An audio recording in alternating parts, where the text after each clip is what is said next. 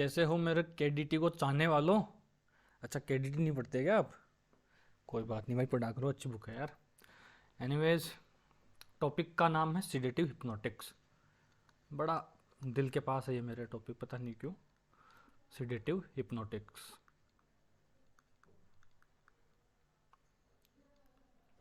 अब दो नाम आ गए, सीडेटिव एंड हिप्नोटिक। पहला नाम है सीडेशन। सीडेशन किसको कहते हैं? सीडेशन का मतलब होता है कि आदमी शांत हो जाता है। जैसे इसको तुम बोल सकते हो कि ड्राउजीनेस हो गई आदमी को, राइट। सीडेशन इज द कि पर्सन सब्सिड्यू क्या बोलते हैं उसको, कि जो पर्सन का एक्साइटमेंट है वो कम हो गया और पर्सन काम हो गया, ठंडा हो गया, शांत हो गया, राइट। जबकि हिप्नोसिस थोड़ा ऊपर का स्टेज है। हिप्नोसिस इज लाइक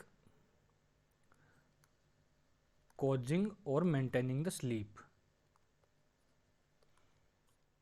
ये वो पेंडुलम वाला हिप्नोसिस नहीं है कि तुम अतीत में जा रहे हो, तुम अतीत में जा रहे हो, तुम मेरे कब्जे में, वो वाला हिप्नोसिस नहीं है। हिप्नोसिस का सीधा सा मतलब है स्लीप, राइट। और सीडेशन का सीधा सा मतलब है ड्राउजीनेस, लेकिन ड्राउजीनेस थोड़ी ज़्यादा लेवल की हो।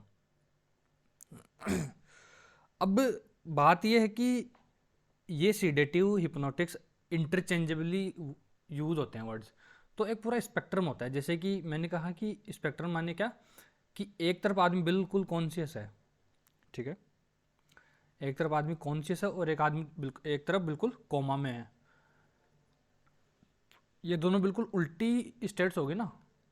यहाँ तो आदमी को कुछ पता ही नहीं है, यहाँ आदमी को बिल्कुल होश है। तो ये एक पूरा स्पेक्ट्रम है।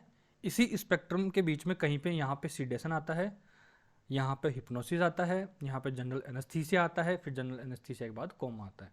तो ये ऐसे स्पेक्ट्रम होता है एक, ठीक है। अब पता नहीं कहीं लिखा हो नहीं लिखा हो, मैं तो उसको ऐसे ही एक्सप्लेन करता हूँ। किसी किताब में नहीं मिलेगा आपको ऐसा स्पेक्ट्रम बनाया हुआ, लेकिन हाँ आप ऐसे समझ सकते हो कि ये पहले सीडेशन आ गया, फिर हिप्नोसिस आ गया, फिर अगर इसी हिप्नोस्टिक ड्रग की अगर डोज ज़्यादा कर दी तो वो जनरल एनेस्थीसिया कर देगा, राइट। फिर अगर ज़्यादा कर दी कोमा, और फिर राम नाम सत्य माने डेथ, राइट। अब ये हिप्नोसिस या सीडेशन करने वाली दवाइयाँ हैं, वो मेनली चार तरह की दवाइयाँ हैं। पहली है बारबिचुरेट, बारबिचुरेट्स। दूसरी है बेंजोडाइएजापिन्स, बेंजोडाइएजापिन्स या बेंजोडाइएजापाइंस।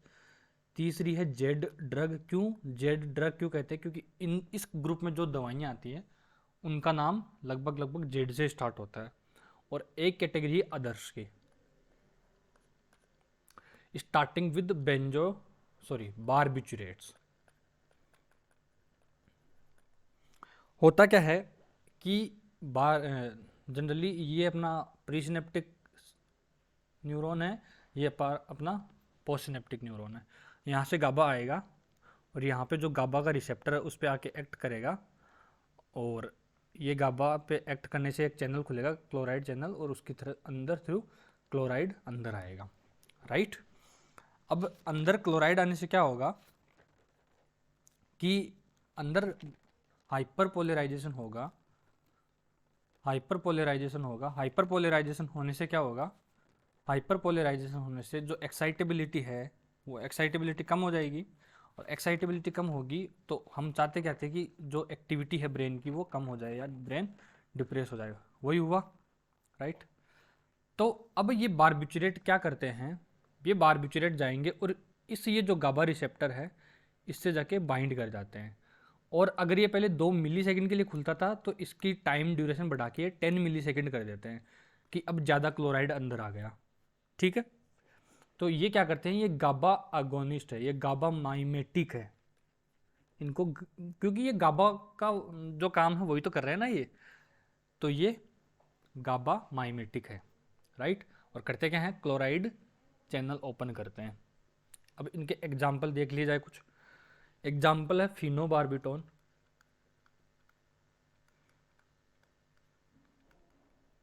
फिनोबार्बिटोन,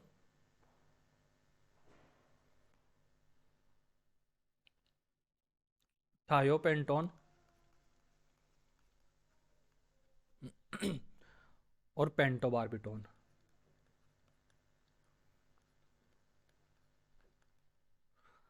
जो फिनोबार्बिटोन है वो लॉन्गेस्ट एक्टिंग है, जो थायोपेंटोन है वो शॉर्टेस्ट एक्टिंग है, और ये इंटरमीडिएट एक्टिंग है। ठीक है।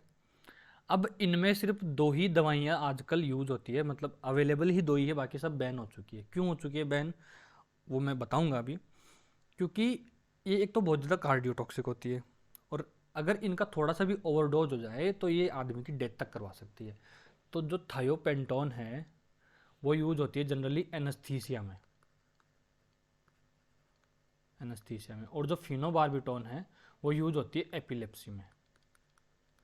इनके अलावा मार्केट में कोई बार्बिचुरेट अवेलेबल ही नहीं है, राइट। अब होता क्या है कि इनका डीआर से देखते हैं, ड्रग रिस्पॉन्स कर्व। ये इफेक्ट है इधर, और इधर डोज है। इनका ड्रग रिस्पॉन्स कर्व कुछ ऐसा होता है।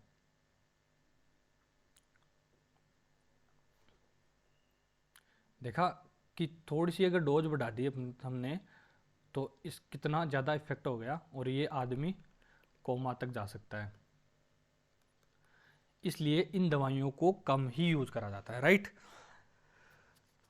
अब इनके साइड इफेक्ट क्या हैं।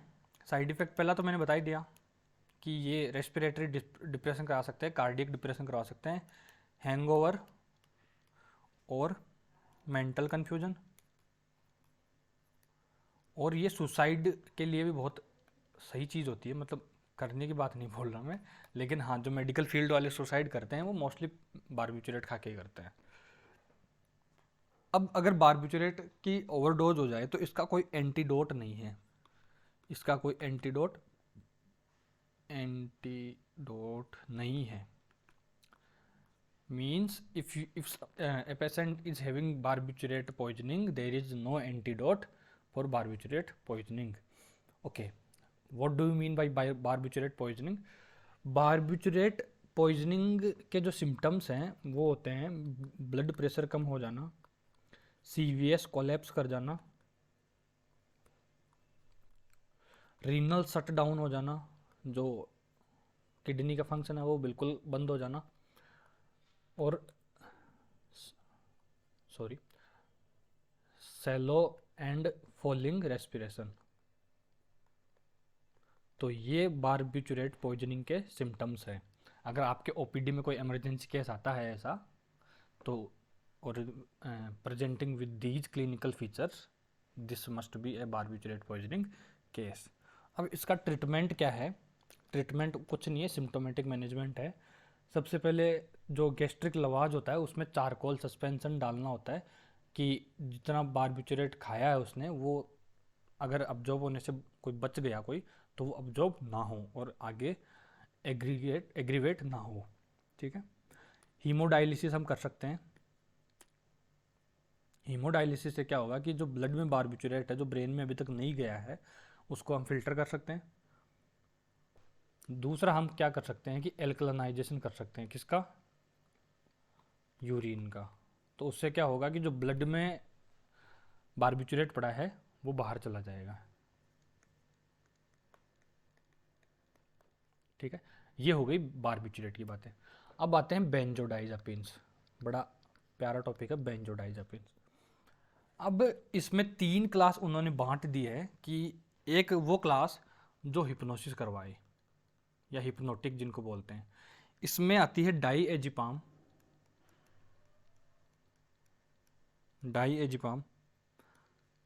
फ्लूराजिपाम,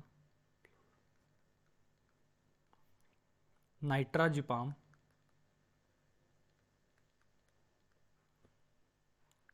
टेमाजिपाम,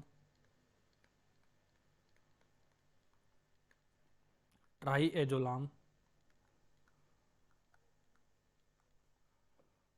मिडेजोलाम।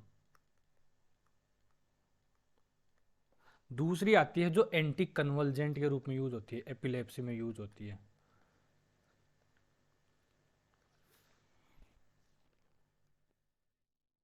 इसमें आती है डाइएजिपाम,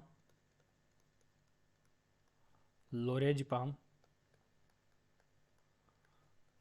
क्लोनेजिपाम, और क्लोबाजाम। फिर तीसरा जो इसका कैटेगरी है वो आता है एंटी एंजाइटी, जो जनरलाइज एंजाइटी डिसऑर्डर में जो मेनली प्रिस्क्राइब करी जाती है, उसमें आती है क्लोनाजिपाम,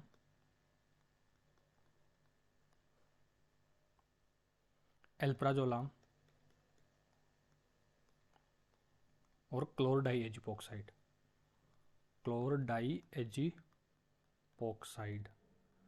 राइट।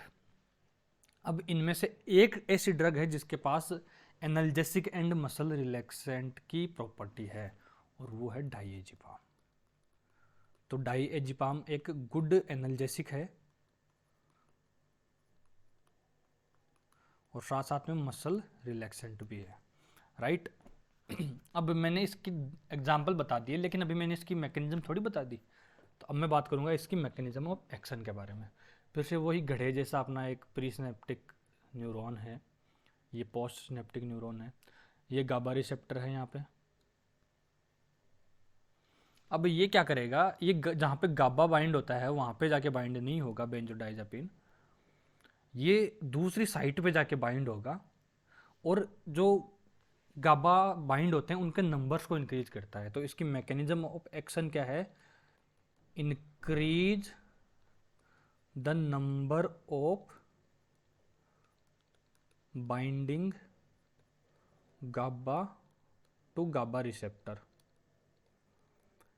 इसका एग्जांपल मैं ऐसे दे दूं आपको कि अगर 10 मिली सेकेंड में 5 बार अगर बाइंड कर रहे थे पहले, तो ये बोलेगा कि नहीं अब 10 बार बाइंड करो। तो ये फ्रीक्वेंसी इंक्रीज कर रहा है बाइंड करने की, जो गाबा ऑलरेडी प्रेजेंट है उसकी फ्रीक्वेंसी इंक्रीज कर रहा है। कि ये चेयर लगा के बैठ गया, बोल रहा काम करो काम करो काम करो, जैसे कोई बैठता है फिर से बोलता काम करो काम करो, तो ये ऐसा है। तो इसको हम बोलते हैं गाबा फैसिलिटेटरी। वो गाबा माइमेटिक था, ये गाबा फैसिलिटेटरी है, राइट।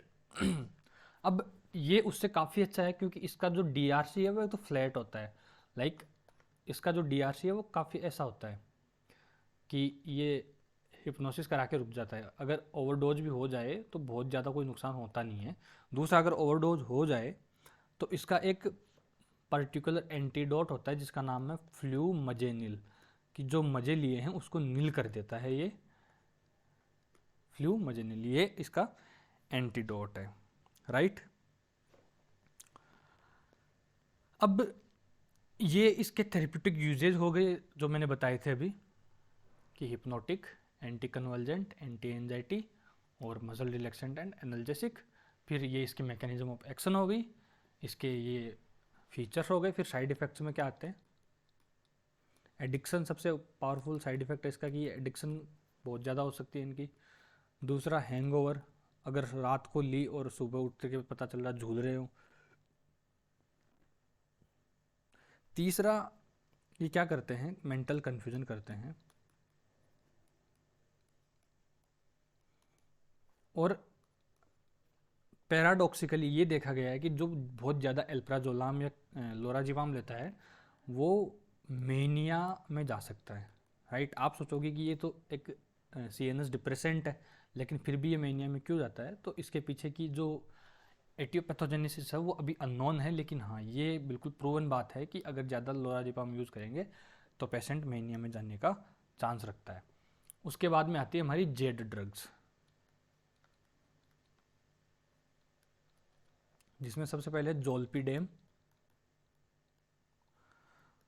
जोपिक्लोन, जेलप्लियोन,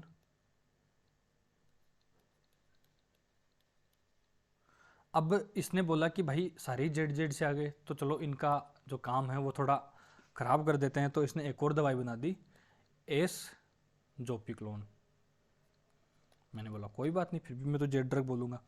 तो ये क्या है, ये सिर्फ हिप्नोटिक दवाइयाँ होती हैं, इनके पास सिर्फ हिप्नोसिस की जो प्रॉपर्टी है वो है। इनके पास मसल रिलैक्सेंट, एंटी एंजाइटी या जो एंटी कन्वर्जेंट की जो प्रॉपर्टी है वो इनमें नहीं होती।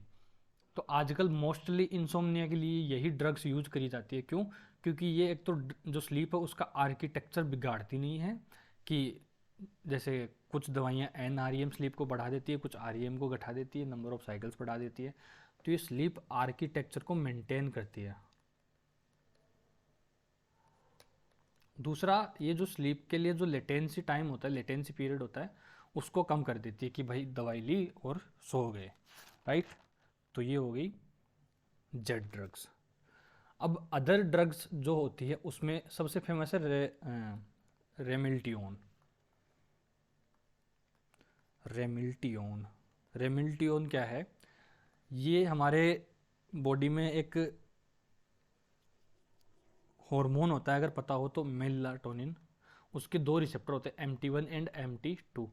तो ये जो रेमिल्टियोन है वो MT1 एंड MT2 एगोनिस्ट है, राइट। और ख़ास बात ये है कि इसकी कोई एडिक्शन भी नहीं होती।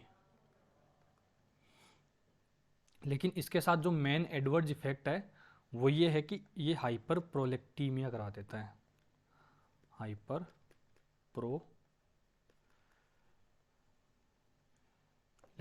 करा देता है। लेक्टिन स्पेलिंग गलत कर दी क्या मैंने? Hyper prolactin lactin lactinemia. कि प्रोलेक्टिन जो हार्मोन होता है उसको ये इंक्रीज करवा देता है। तो मेरे केडीटी के चाहने वालों, ये केडीटी का ही क्लासिफिकेशन था और ये उसी की थियरी थी। और ये हो गई अपनी सिडेटिव एंड हिप्नोटिक ड्रग्स। बड़ा छोटा टॉपिक है, लेकिन हाँ 3 मार्क्स में या 5 मार्क्स में बड़ा पूछा जाता है। और इसके काफ़ी MCQs जो एग्ज़ाम में पूछे जाते हैं वो भी बहुत इंपॉर्टेंट होते हैं। तो अगर कोई डाउट हो तो नीचे एक बड़ा कमेंट बॉक्स है जिसको आप यूज नहीं करते जनरली, तो उसमें जाके अपनी जो भी बात है वो लिख दो। और अगर जेन्युइनली कुछ भी एक पॉइंट अच्छा लगा तो वीडियो को लाइक कर दो यार, क्योंकि वीडियो को लाइक करोगे तो ये यूट्यूब आगे पुश करेगा, ठीक है। थोड़ा हमारे जैसे गरीबों का भी भला हो जाए, ठीक है। Thank you guys.